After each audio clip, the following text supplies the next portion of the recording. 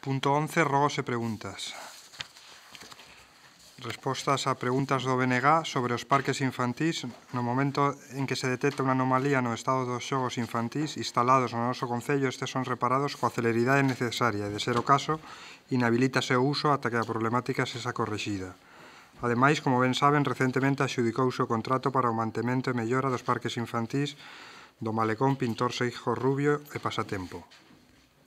Sobre a existencia dun vertido no Carregal, este punto é un dos que ten seguimento por parte de puntos de control de vertidos da Xunta de Galicia e tense que facer unha revisión da canalización mediante unha cámara, polo que hai que baleirar os lodos da infraestructura. Estáse á espera da autorización necesaria de Aguas de Galicia.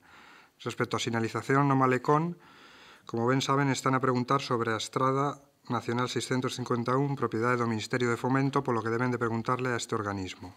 De todos xeitos, a sinalización das rúas que conflúen a dita estrada, como noutras rúas do concello, estas son revisadas e melloradas de ser necesario.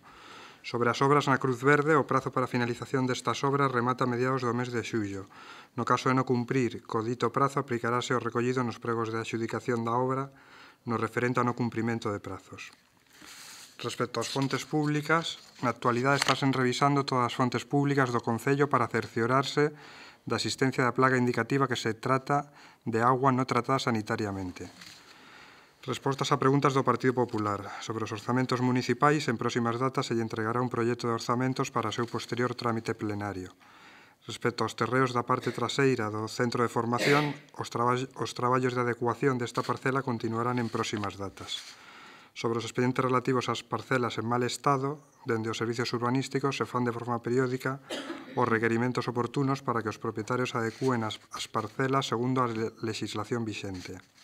Sobre a vacante da praza do edificio Liceo, a Lei de Orzamentos do Estado en vigor di que non se procederá a contratación de persoal temporal ni a nomenamento de persoal estatuario temporal ou funcionarios interinos, salvo en casos excepcionais e para cubrir necesidades urxentes e inaprazables que se restringirán aos sectores, funcións e categorías profesionais que se consideren prioritarios ou que afecten ao funcionamento dos servicios públicos esenciais, non sendo este un servicio público esencial ou unha situación excepcional. En canto esta legislación do Partido Popular permita este tipo de contratacións, a praza será cuberta. Podían facer o favor e entreguenlle ao señor secretario os rogos e as preguntas.